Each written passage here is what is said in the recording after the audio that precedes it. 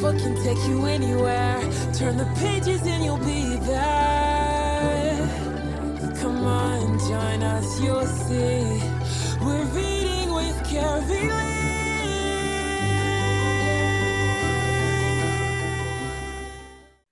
Hi, friends, and thank you for joining me for another Read with Carylee. We have some exciting authors for you, and today is no different. But before we get to our authors, remember to like and subscribe and ring that bell so that you don't miss any of the authors that we have coming by every week. So today we have a very special story by Dr. Arian Moore, and the name of that book is Fairy Cornbread. I wonder what that's about. Well, let me introduce you to Dr. Arian Moore.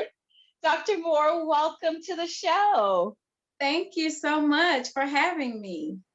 Yes, thank you so much for being here. And before we get into Fairy Cornbread, we know that we have authors that come to us from all around the world now. So, where are you joining us today from? I am calling from Metro Atlanta, Georgia. Oh, that is awesome. We have had some friends come by from Atlanta, Georgia, and we are so glad to have you here today. So I am not going to get in the way any further because I know our friends are wondering what is fairy cornbread and what your story is all about. So I am going to turn it over to you and you can dive right into the story of fairy cornbread. Sounds good. Thank you so much. Okay, boys and girls, fairy cornbread. Let's get started. Tomorrow was Zoe's 6th birthday, and she could hardly wait to have pink cupcakes with glittery gold sprinkles, a bounce house, face painting, and pony rides. Zoe sat daydreaming about her party while eating dinner at Nana's house. Nana made some of Zoe's favorites. There was baked chicken, candy yams, green beans, and a choice of dinner rolls or Nana's famous cornbread. Zoe was the only one who chose cornbread. For some reason to Zoe, the cornbread looked like it was glowing. Nana, this cornbread is so good, Zoe said. I tried a little something different this time, Nana said. I used a fairy blend of edible flowers and special spices. Zoe felt a tickle on her hand and a tingle on her back. She ran to Nana's room to look in the mirror. Oh my gosh, Zoe said. She had fairy wings on her back and a shimmering wand in her hand. Hiding the wings in her shirt, she ran to the kitchen, hid the wand in a gift bag, and stuffed the rest of the fairy cornbread in her pocket. All right, guys, say thank you to Nana for dinner, Dad said. They said their goodbyes, and Zoe's dad grabbed the gift bag and drove them all home. While putting on her favorite pink PJs, Zoe noticed that her wings had disappeared. Thank goodness, she said. How would I explain fairy wings to Mommy and Daddy? She checked the gift bag from Nana. The magic wand had disappeared too. After reading a book and saying prayers, Zoe's mom sent her brothers to their rooms with hugs and high fives, then tucked Zoe in her bed and gave her a big hug. Nothing like hugs from Mommy. You are super loved and super special, Zoe's mom said, placing a pink bonnet on Zoe's head. Now get some rest so you'll have plenty of energy for all the fun tomorrow, her mom said. Good night, Mommy. Don't forget about the pink cupcakes with glittery gold sprinkles, Zoe said. Well, honey, said Mom, there was only vanilla icing and rainbow sprinkles at the store. I'm sure they will taste yummy. What about the baby like me doll for Piper? Zoe asked. Remember, I wanted you to do something special for her since she didn't have a birthday party this year. She's been so sad since her mommy passed away. Oh no, I totally forgot, Zoe's mom said. I had so much to do with the project at work, your brother's soccer game, and preparing for your party. I'm so sorry. We'll do something nice for Piper soon, okay, honey? Okay, Zoe said slowly. Zoe wasn't sad for long. I can fix this problem easy peasy, she thought to herself, remembering the fairy cornbread she had stuffed in her pocket. She was too excited to sleep. Happy birthday to me. Happy birthday to me. I'm a princess and a fairy. Happy birthday to me. She sang to herself. Shh. Go to sleep, her brothers Austin and Bradley said in unison.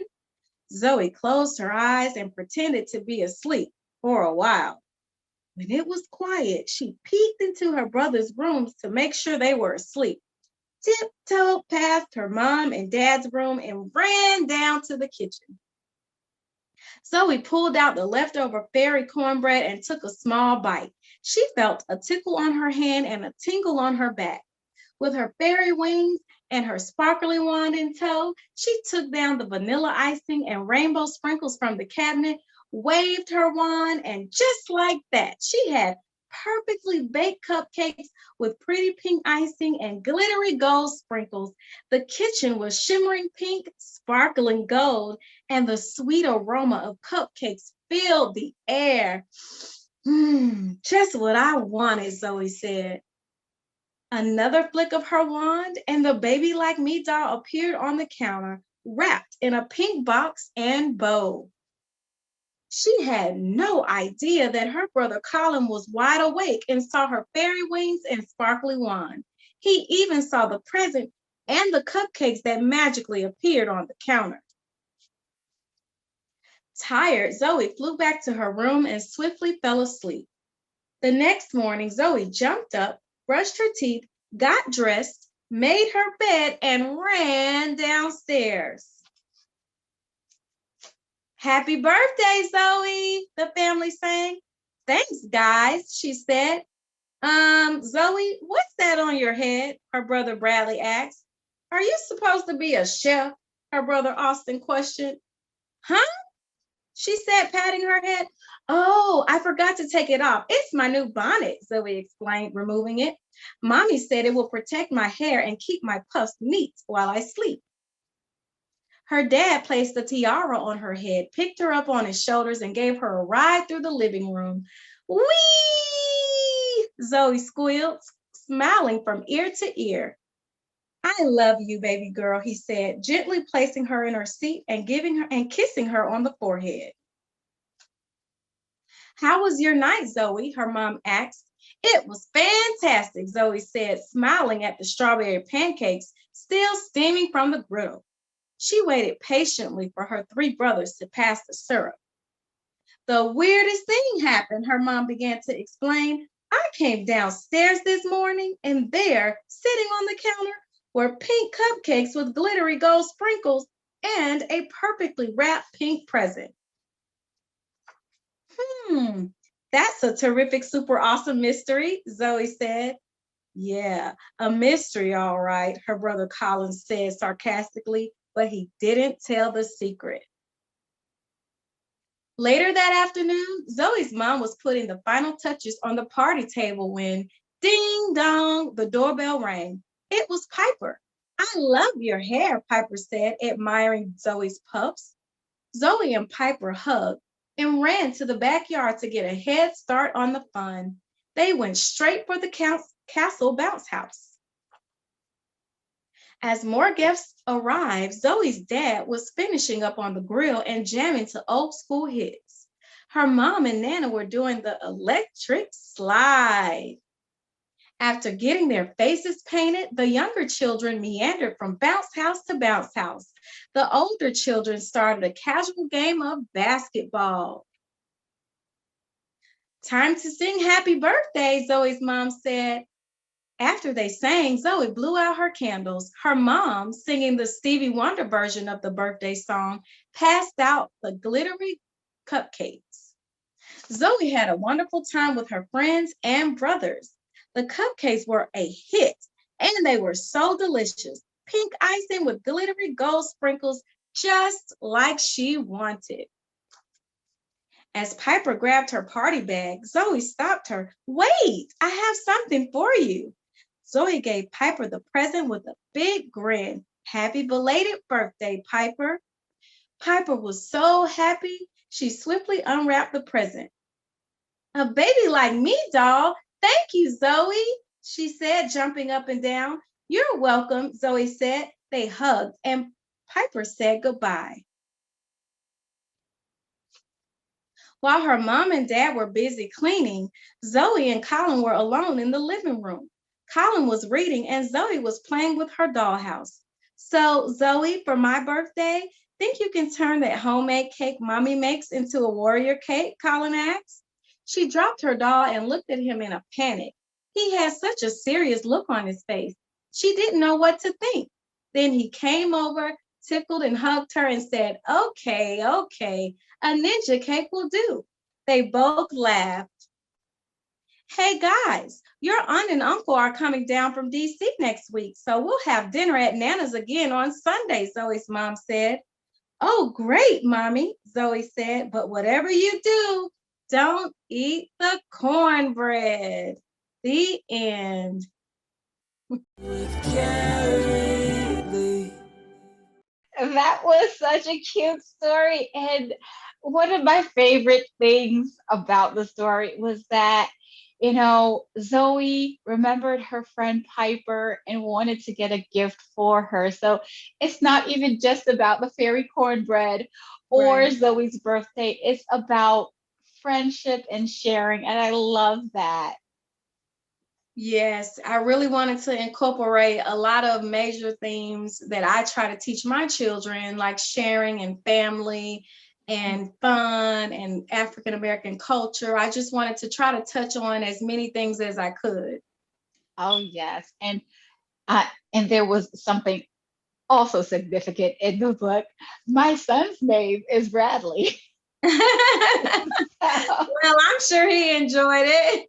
yes, he did. He was like, "Oh, Mom, my name is in here." So, Yes. fun fact is my son's name is Bradley too. So names, Oh, awesome. the names in the book are actually my children's names. So Oh, that is awesome and a very good way to connect them back. And I know a lot of authors, they're either inspired by their children or they incorporate their children in the book. So that's awesome. yes. So we see that you incorporated a lot of different things into the book, but what was your reason for writing the book? Right. So the reason I wrote this story, it was just a story that I wrote for my daughter for her birthday. I wanted her to have a book about a Black fairy, and I couldn't find one online Okay. with a little girl that looked like her. So I decided to write her a story, and I just typed it on my laptop and read it to her, and that was really going to be the end of it.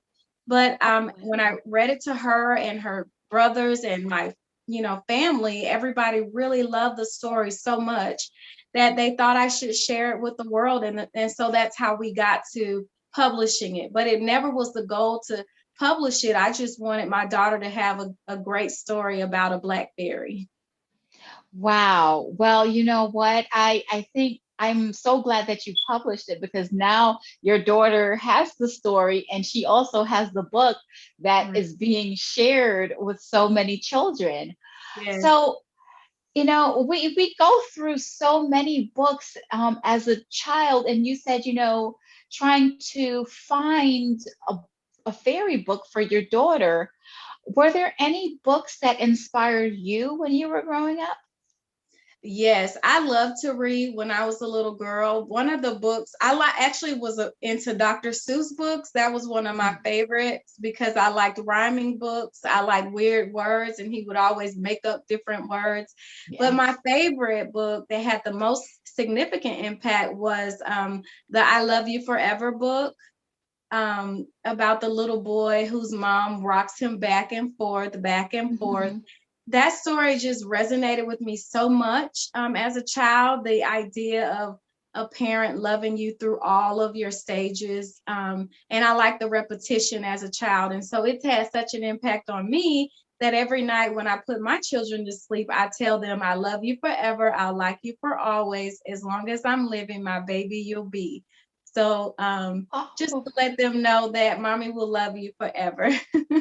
oh, that is so cute. Of course, as a mother, that that really touched my heart. Oh. So, you know, are there any more books that you have in the works? At right now, because my day job, if you will, is a professor. So Okay. I'm a professor and I homeschool. So I don't have any books right now in the pipeline. I do intend on writing a book for boys because so far I've received such awesome feedback from so many parents and teachers about this book. And so I would like to be able to provide something like that for little boys as well. And I do hope to start on that soon. Yes, absolutely. I know, my son liked the fact that his name was in the book, so I'm sure he would love a book for boys. Yes. Well, tell him his name will be in the next one too. Okay, I will. Well, thank you, Dr. Arian, so much for joining us and sharing Fairy Cornbread with us. That is such an inspiring and heartwarming story. Thank you so much for this opportunity. I appreciate it so much. I appreciate the love and support, and I wish you much success and many blessings as you share stories for children. Thank you, and same to you. Thank And you. to our friends, thank you for joining us for another Read with Carylee. You never know what author may be coming to stop by, so make sure you subscribe so that you don't miss a thing. You are always welcome here to find out more about our authors, and be sure to click the links below to support our authors. Thank you so much. And remember to grab a book and read. We'll see you next week. Carylee. Thanks for watching another amazing episode of the Read with Carylee Show. We have amazing authors coming by every week. So don't forget to like, comment, and subscribe below. You don't want to miss a thing.